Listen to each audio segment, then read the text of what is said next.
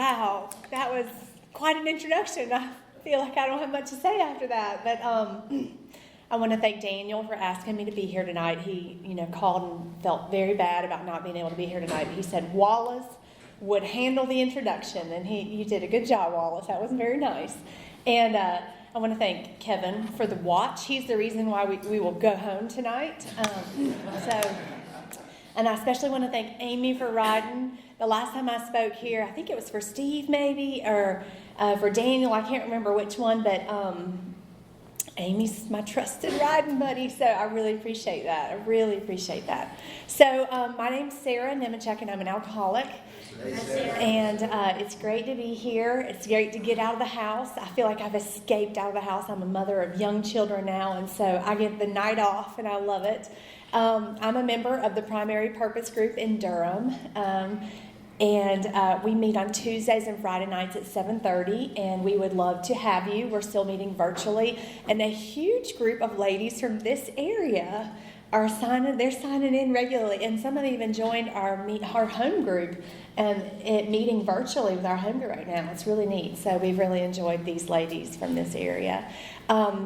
My sobriety date's December 24th, 1998, and I met Wallace. He's, to my knowledge, he's the longest. Now, is Mac still alive in Sanford? Is Mac? Do you remember that? Is he still alive? No. He would have been the other one. But he's the longest person that I've known in Alcoholics Anonymous that I still see today. So, and it's an honor and a privilege to have met someone like that early on, and to be able to, to have the path blazed for me by such a great member of Alcoholics Anonymous. So, what an honor and a privilege. So I'm going to tell you in a general way what I was like, what happened, and what I'm like today as a result of Alcoholics Anonymous. I'm originally from Wilson, North Carolina. I was born and raised there. I'm the oldest of four. I did not grow up in an alcoholic home, but my dad had problems with drinking. Enough to the point that my mom, with some strong persuasion, got him to stop completely for many years. And he did, so I didn't grow up around alcohol. I had a lot of the isms of alcoholism long before I started drinking. My earliest memories as a child were of insecurity, were of fear. The strongest memory I have is that my son has this too, so I'm kind of living it right now because he was tapping me last night, waking me up. I had a lot of fear, and my fear particularly bothered me at night, and I couldn't shut my mind off, and I just worried about anything and everything, and so I grew up with a lot of fear, and I was angry. People remembered that more than I remembered that, but enough for people to comment about that, remembering me as an angry youngster. I just kind of felt like I had been given a bad hand in life, but I understand today that it's an illness of perspective, and I was really given a great hand in life, but I just compared myself to maybe kids that had it better, and I thought that I had the worst deal of all. So I went to Catholic school for 7 years, and I had a great experience there. I was raised Catholic, and for a long time I wanted to be a nun. The joke is now is that I don't think they take me because I became a fallen woman instead, but I had a great introduction. I was introduced to a concept of God that worked for me at that young age, and that concept of God was enough. I mean, it was great enough and big enough at that time that it would help me with those moments of fear that I would have at night, and so that was pretty powerful. I mean, so I was able to tap into something, and it worked for me even at a young age. I was a competitive swimmer growing up, and I was very committed to that. By the time I was my daughter's age, I was practicing every day of the week for 2 hours a day, competing every weekend. I was ranked nationally, and I was really going somewhere. And fortunately, alcoholism came in. I had colleges writing me as a freshman in high school and asking me to go ahead and make an informal or a kind of a commitment to be on track for their college. But unfortunately, alcoholism really took hold shortly after that. I started drinking when I was about 13 or 14 years old, and I never felt like I belonged here in the South. My family's a Midwestern family. Even though I know I was raised here in the South, and I know I talk like a Southerner, but my family's really from Kansas. And so we would do the school year here, and then when summers used to be longer, we would go and spend the entire summer in Kansas on a dairy farm, a real functioning dairy farm. And we would wake up every morning, and I would go help bring the cows in, and we would milk the cows, and then we would finish with morning chores, and we would go ride horses all the rest of the morning, which would be till about noon or 1. Then we might go swimming at a farm pond, or we may go swimming in a creek, or we may go swimming in a pool if someone had a pool, like a friend of ours that had a pool, or we may even fill up, I don't know if you guys know, but you could fill up these big metal tanks, and we would even go swimming in the cow tanks, and so, but we would live that life all summer long. It was the happiest thing. Then we'd do evening chores, and then we would crash from exhaustion. We may sleep outside on a flatbed trailer all night long, or in the hay barn overnight. I mean, we were just real country kids, and that was where I was the happiest, and those were my greatest memories in life, and that's where I wanted to be. And then, of course, we'd be uprooted, and we'd have to come and do the school year here in North Carolina, but I didn't ever feel like I belonged here in North Carolina. I always felt like I belonged in Kansas. It's a different culture entirely. It's just people are different. They think different. They do things different, in their free time. And, the highlight of the day is that the cows are out, or something like that. You might have to go get them in, and, or there might be a delivery, a calf being born, and you might have to go. I mean, just things like that. It was a great life. And, but I hated being here, and I didn't feel like I belonged. And I already had the mind of an alcoholic, so I didn't feel like in place. But I found my place here in North Carolina riding horses and working on horse farms. And it was kind of my way to bring the farm life, the Midwestern life to North Carolina. And so I was working on a horse farm when I was about 13, 14 years old, and we were doing summer camps, and so we were counselors at summer camps, and we would teach kids how to ride and how to clean stalls and how to groom horses during the day, and then we would just stay there at night. And it was one of those camps and one of those nights that I was introduced to alcohol for the first time. And I was running with these two girls that were so cool. I was not cool. My last name's Nemechek, but my nickname in school was Nerdachek, and so that's how cool I was. And I also had really bad acne, like you see on television, like the before and the after pictures of Proactive. Like I had the before pictures of Proactive, and I was very, very, very self-conscious. So I didn't know how to talk to people or socialize really, and so. I was running with these two girls that in my eyes were just so cool, and they were so much better than me, and they were so much more comfortable than me, and they were at ease, and they knew how to talk to boys, and from the stories that they told, they had been around the block and done all kinds of things that I'd never even dreamed of. And that night, some older kids bought us some alcohol, and there were 3 of us girls drinking, and they bought 4 drinks. And I remember immediately, the effect produced by alcohol. It was magic for me. It completely erased all my acne. It erased all my insecurities. It gave me confidence. I was suddenly at ease the way that I had watched these other girls be at ease, and it allowed me to be and to do things that I had only dreamed of being able to do, and to be able to fit in. And these 2 girls, I always just thought this one guy was particularly, attractive and hot, and so he paid attention to me that night, and that in itself was just a spiritual experience. And so Wallace talks about spiritual experiences kind of like that in his story. Well, I mean, same thing for me. I can kind of identify with that. And so anyway, I told you some math there. I said there were 3 of us girls drinking, there were 4 drinks, and then 1 was left over. And from that very first night of even just really being exposed to alcohol, I knew I needed more of whatever that was. And I made sure that last drink was mine. And even that very first night, there was a joke about raising a bunch of alcoholics. And here I stand, and those other girls, I lost contact with one, and the other girl, I think she's doing pretty well. But I just took off running, and the very next night we're begging them to go get more. And I'm a person, I started drinking, which is pretty average for these days. Like 13 or 14 is kind of late in some circles that I'm in these days. But I started drinking, and from a very young age, I realized that if alcohol worked that well on a Saturday night, it would work just as well on a Wednesday night, and it would work just as well on a Wednesday morning. And so I really didn't ever have a lot of rules about when it was appropriate to drink and where it was appropriate to drink. I just was kind of like any time's game. And another Steve Mitchell from Raleigh's, you know, I was in groups with him for many, many years, and he says if you start taking the morning drink before you need a morning drink, it won't be long before you need the morning drink.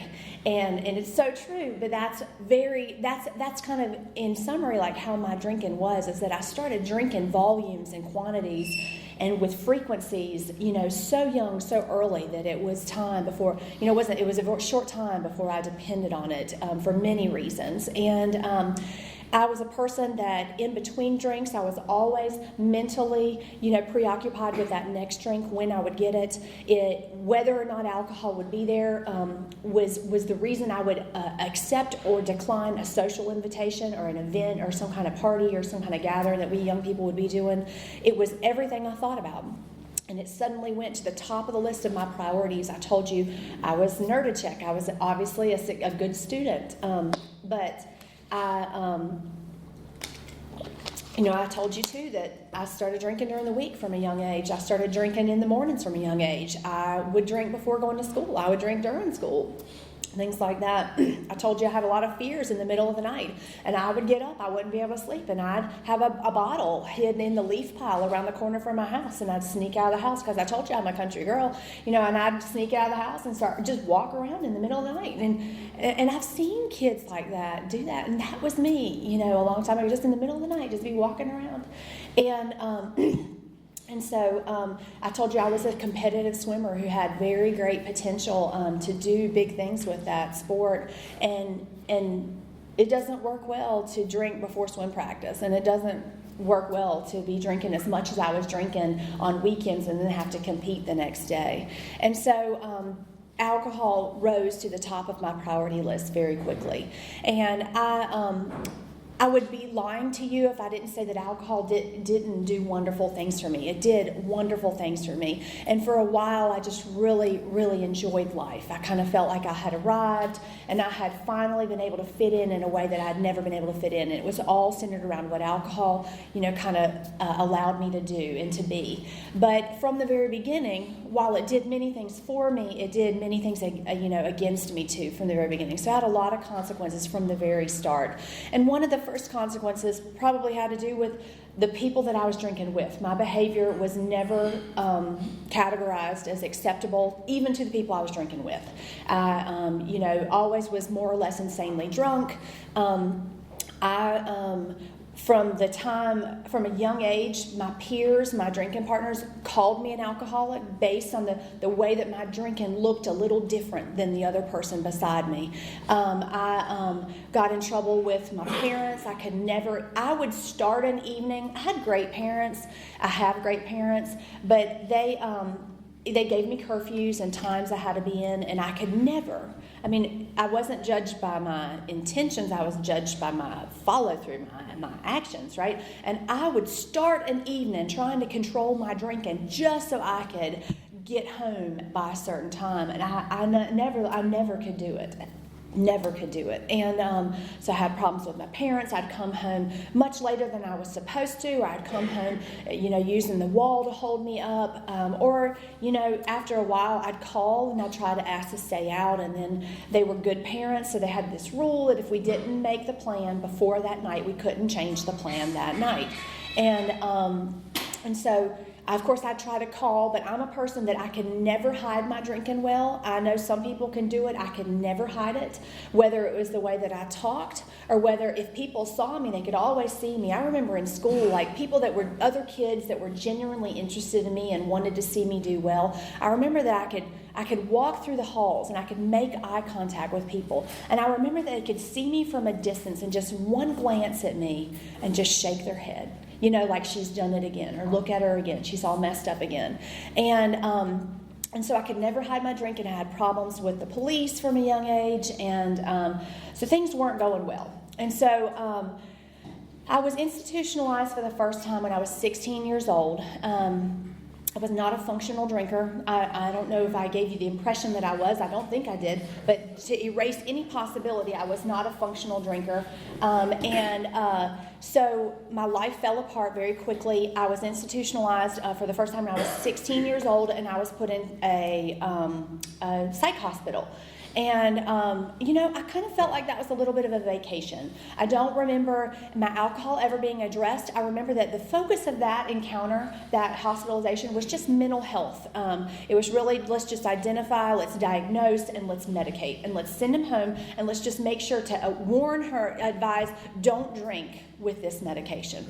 And so I exited, but the good alcoholic that I am, I thought, well, I was just curious to see what it would do if I did mix it with alcohol. And so I get out and I have the typical, experience when released from a facility. Let's celebrate. My friends were happy to see me, and so I drank immediately. And I didn't really think that it did anything different when I drank with it or not. So I just kind of picked up from where I left off. And the very next year was a year that was. It was just it was one of my lowest, darkest years. It was a year that people really tried to help me. I kind of experienced what it was like when Bill would take his geographic, escapes to different locations and try to restart his life, and I would try to do that too. Or people would try to help me. I'd get kicked out of my house, and I'd move in the house of another student's family, and they'd try to help me. But within a short time, they'd realize why my parents had gotten fed up with me, and so it was just kind of the revolving door kind of a thing. I went through. My drinking was progressing in the amounts that I was taking, and and especially in the consequences that happened, things that happened when drinking, and another thing that I noticed that was really progressing was that. That my life seemed the only normal one, like our literature talks about, and I experienced a lot of that here, where, like, if I had ever said I'll stop or I'll modify or I'll control things if it ever gets this bad, I remember experiences where I arrived at that, line that I drew in the sand and said, well, I'm doing that now, but it doesn't really feel that bad, and I think I overestimated things, or I made a mistake, and so I'll just readjust that line in the sand, and when things get that bad, I'll take a look at things. But I just kind of began to have that demoralization happen, that readjustment of values, and loss of moral values, and I remember that the cunning, baffling woman that I am, I could find lots of ways to have a supply of alcohol, and that was one of the things. And I remember that there were some nights that I was willing to do that, and there were some nights that I wasn't willing to do that. No, I'm someone that, I told you, I'm not afraid to be outdoors. I'm not afraid to sleep outdoors, and so I did that many nights. I walked the streets of my town on nights that I had to and nights that I didn't have to, and I remember, I've slept in gutters. I'm a person that I've slept in picnic shelters, like I've climbed up on the picnic tables and there were boards across the top, and I could be out of the wind, I could be out of sight. You would never know I was there. I'm a person that naturally knows where there's a vent of hot air coming out. Like my first home group, I took note that there's a vent that releases hot air in this shelter-protected little area. If I ever need to sleep outside during the winter, which I often was outside during the winter, which are the worst times, I think, I'm going to have to remember this place. I'm a person that, I just naturally, I don't think that's natural. Like today, to this day, I will pass places on the highway or in a city or in an area, and I'll notice little places to sleep if I ever need a place to sleep. Like, that's just probably not very, most people don't do that. But anyway, so that's kind of where things had gotten to for me. And I remember in this year that, in between being institutionalized and meeting Wallace, this was a really bad year for me. And I experienced what it was like to, sleep in a gutter, to be outside in the cold. I remember shivering so bad. I pulled all the muscles in my back, shivering so bad. I remember what it was like to have wet boots, walking in wet shoes, walking in this cold, and nights like tonight. And it was just a rough existence. It was just really dark, and I was very low, and I was very depressed, and And I would go on binges on the weekend. I mean, I told you I drank during the week, but I really pulled it, tied one on the weekends. And then I would have this remorse and this horror of having to face the world coming to on Monday morning, that I would take the medication that maybe I'd forgotten to take. I'd compensate, I'd make up for it. And I was just all over the place. So I was really in a bad position, mentally, emotionally, spiritually, physically, all over. And so I was institutionalized again. This time wasn't so graceful. It was in handcuffs. I was taken into custody, and and I was admitted to Charter Holly Hill, which no longer exists. It's called something different. I mean, the building exists, but they call it something different. And I was admitted to the adolescent ward. I got to be in the padded room. I experienced that in this stay here. But it was just a detox where we were going to get substances out of my system, do a psychological analysis, figure out what's going on. And really the purpose of this place was placement for another place, but I didn't quite know that at first. And so my parents began to come for these parent meetings, these family meetings, and things had gotten so bad at the age that I was with me in every area of life that my parents had reached a place where I can understand this today. I'm a parent of a 9-year-old and an 11-year-old, but they reached a place where they needed to know that they had done everything they could while they legally had the ability to do so.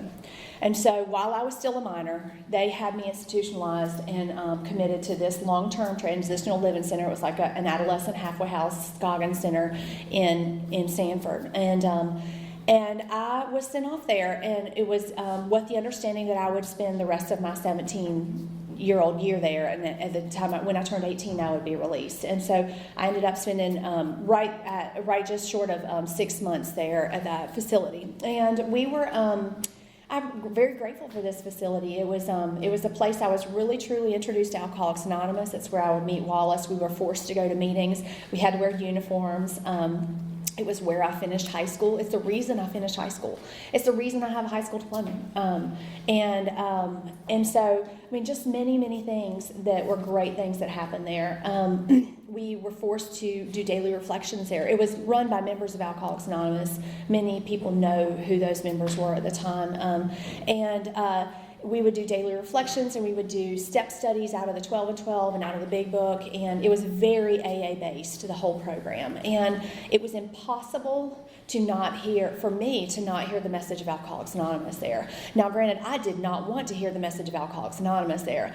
If you ask me, I was resentful about having been introduced to Alcoholics Anonymous so young. I felt like y'all had ruined my drinking, and you had cheated me of good years of drinking.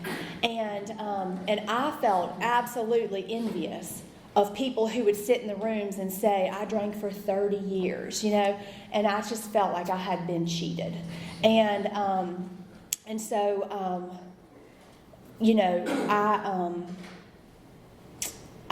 I was there. I wasn't committed. I didn't want to be there. I was thinking I was going to run away. I was collecting change and lighters and anything that I thought might be useful. And I went to the director one day and I said, listen, I think you guys have made a big mistake. I haven't done all the substances that these other kids said, because I'm from a small town. And in that time where I lived, there were not many substances out there. And there was just a real clear line between this group of people did these substances and sold these substances, but we did not touch these substances. And if we did, you were the ones. If you were in this category, you had a problem. But we didn't have a problem. And I was in this category. And so I looked at all these other kids that I was in this facility with, and I was like, I've not done all the other substances they've done. I don't think I have as bad of a problem as these other kids, and I think you've made a big mistake, and I really don't think I need to be here. And the manager of this program proceeded to tell me that I needed to be there worse than the rest of the kids. That the degree to which the state of mind of alcoholism had settled into my thinking was much farther advanced than any of the rest of the kids. And he proceeded to tell me that the person trying the hardest not to be an alcoholic generally is the worst one in the room. And that was me. I would hear that literature. I would hear that AA literature, and I would set out to prove and convince myself, and maybe if anyone were listening, why I was not an alcoholic. I would think of any night where I turned down a drink. I would think of any night where I was the designated driver. I would think of any night where I successfully drank without consequence. And I would use those few instances to prove why I did not have a problem. But I went to the manager. I told him I didn't think I had a problem. He told me I was worse than the rest of the kids. And I was just like, I was stuck there. So I had at least 3 months left of my time there. And I was like, well, obviously stuck here. I'm just going to fake it. I'm going to tell him what he wants to hear. I'm going to show him what he wants to show. I'm going to get my levels. I'm going to get my privileges. And I'm going to, just make this an easy ride. And the problem is that I let my guard down. And I stopped trying to fight it so much. And in that process, it was good and it was bad.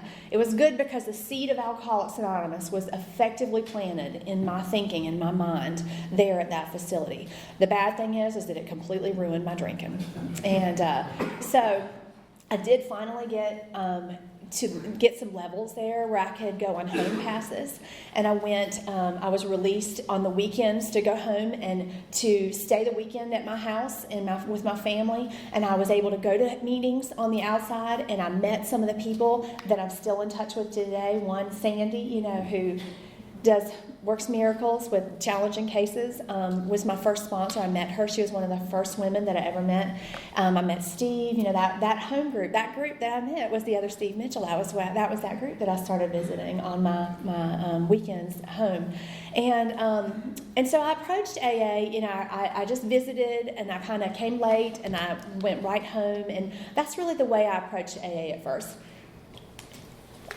And so I did finally get released from this program, and I continued to attend those meetings. I knew where they were, but I was not fully committed. I did not believe that my life depended on it. I could, Silkworth really talks about in the doctor's opinion, this concept of hopelessness. I didn't consider myself hopeless. I hadn't reached that point of hopelessness where I was desperate to really grasp on anything that I could. I could still imagine life with alcohol, and I was envious of those that still could partake. And I hung around places and people from my past. I wanted to have the vicarious pleasure of my old life, but maybe just not the consequences. And for a while, I hung around those areas. I didn't drink initially, and that confused me because, I told you, I've got the mind of a chronic alcoholic, and so it plays all kinds of tricks on me, and it tells me things. And one of the things that it began to tell me in this period of abstinence was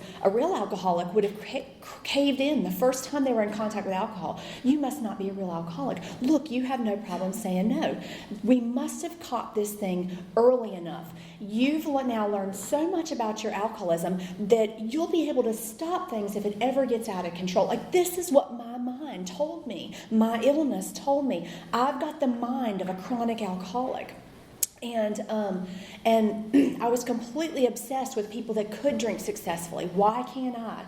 And so, anyway, one day I was out hanging with these people in these places that I had become comfortable being there. I let my guard down. I had even gotten to the point where I could judge other people that I thought were drinking uncontrollably. And one day, without even seeing it coming, without even knowing, without even planning it, without even having a very good reason, I recognized I took some into my body, and I realized that after the fact I had consumed. And it was kind of like the car pounding on the bar. How did this happen? How did I do this again? And my very next thought was, well, I've already messed up. I might as well make a good go at it. Because remind you, I was cheated good years of drinking, 30 good years of drinking. So I by this time, I'd gotten released from this facility. I had turned 18. And I resolved that I would go back out and I would drink with the information that I had obtained at this program and in contact with the meetings of Alcoholics Anonymous. I would have what it took to control things and keep things from getting spiraling out of control. And I decided that I'm going to go back out and I'm going to drink for 10 more years. And I'm going to come back to Alcoholics Anonymous when I'm 28 years old. And I'll have plenty of time at that point to restart my life. And every time I hear myself recount that to you guys, I realized, number one, you guys are my people. I love the people of Alcoholics Anonymous. What I love about the people of Alcoholics Anonymous is that we don't shoot our wounded generally. I know you'll have these pockets of people that will. But in general, you guys, I have been picked on my whole life for one reason or another. I'm a person that could not stand up for myself. I am the one, like, you know how a pack of dogs will pick one that they pick on? I was always that one picked on. You guys didn't do that to me. I noticed that. Another thing, too, is that I couldn't scare you. I could scare school counselors. If I ever got to the point where I would tell them the truth about where I was and what I was doing, I could scare counselors. I remember doing a confession in the Catholic Church and scaring the priest with the stuff that I told him. I remember, and I was young, too. And then I remember, like, good meaning church people would try to help me because I was visibly that bad off in life. They would try to help me, and if I ever told them the truth about what I was doing and how I was living and the kind of fallen woman that I was, I could see them back away. I could see them scared, and I could see them judge me. And I did not see that in the people of Alcoholics Anonymous, and I noticed that. And one final thing that I loved about people of Alcoholics Anonymous is that they shared about things that only a person who had lived it would know about those details. I loved that. And so I knew you guys were my people. I knew I'd come back to you guys if I lived, granted. You know, I would come back in 10 years and I would restart my life. And that's the other thing I heard myself say, is that I would restart my life because I lose everything. I'm not a functional drinker, and I don't know of any other way to summarize this or capture this for you, but my only purpose every day upon waking up was to find the next drink. I lost everything. I dropped out of school. I was not able to continue. I worked at one of the lowest places of employment in my town. We would, if we were ever short a cook, we knew which bootleg house we could go pull our cook out of and bring him in out of a bootleg house to work. It was acceptable to drink on the job, and I was barely hanging on to that, considering jail escapades and things like that.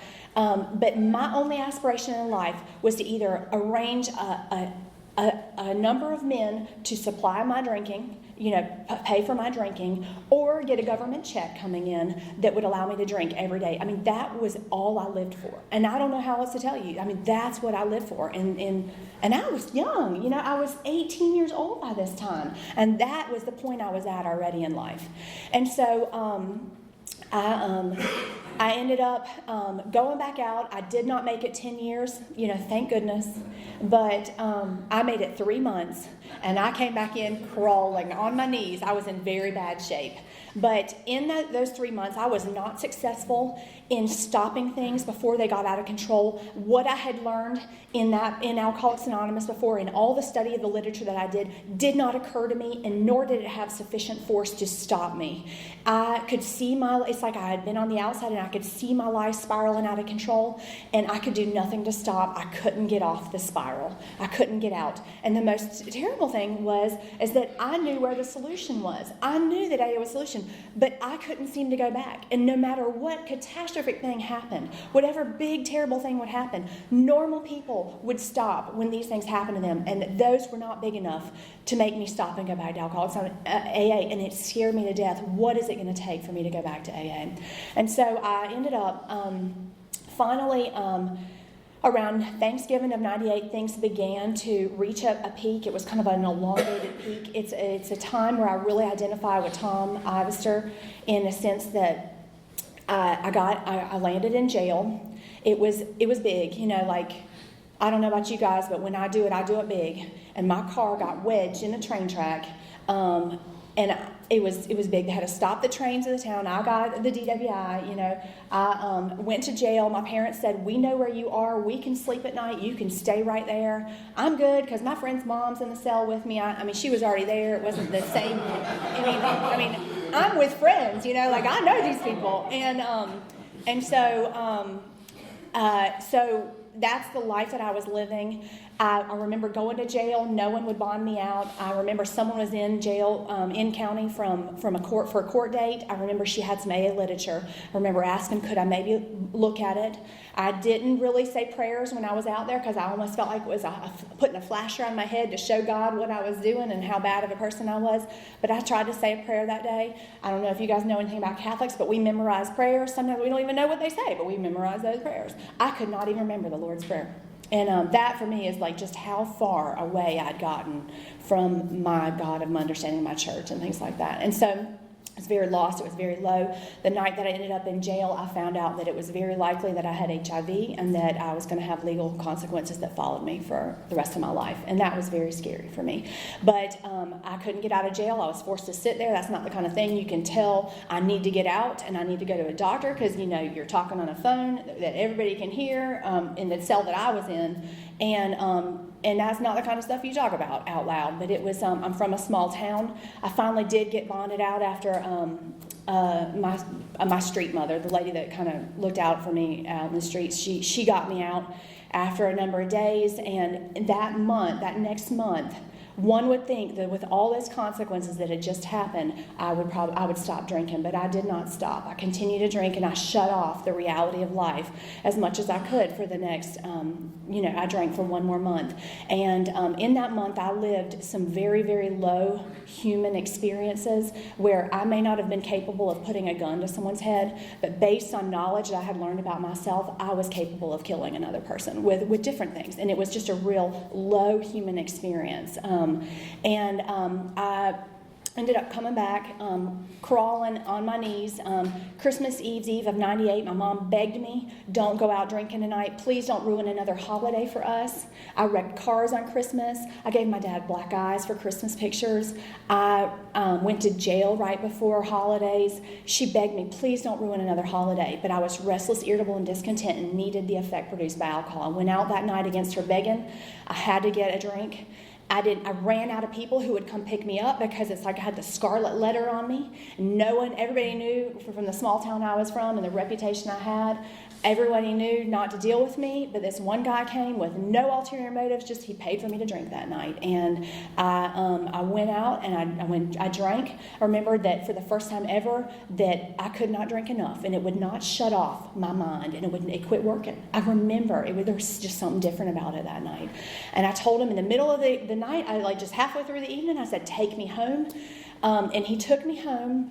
And I remember interacting with my mom, and in that exchange, I remember making eye contact with my mom, and I remember seeing fear in her eyes, and I remember seeing sadness in her eyes about the woman that I had become, the person that I was. And that for me, I will come to notice later, was my moment of clarity. It was my white light experience. Something happened, something was different on either side of that experience. But the very next day, I woke up with something different about me. I was willing to give AA one more try. And I didn't think that AA was going to work. I didn't see much future for me with like what I told you I was living with. I mean, backtrack 23 years, HIV was a very different diagnosis. But I just said I'm willing to go back and give it one good try. And I came back to AA this time, and I came back with a resolve that I was going to do everything they suggested. And I was going to have no reason that if it didn't work, I was going to have no reason to cite on why this didn't work for me. I was going to do everything they said, and I was going to do it perfectly. And I was scared not to take suggestions. Y'all know Paige. I mean, he is extreme. I fell into that. I mean, he's extreme in like some of the suggestions, but I did them all. I was afraid not to. And I have been able to follow. I got a sponsor from the very beginning, that same sponsor, Sandy, who I'd kind of met previously. She began to walk me through the literature, the same literature I had studied in that facility, but I heard it this time. It was different this time. We took the steps as we got to it. There was something about me. I had reached that point of hopelessness where I was ready to give this program a try with a willingness that I'd never before been able to muster.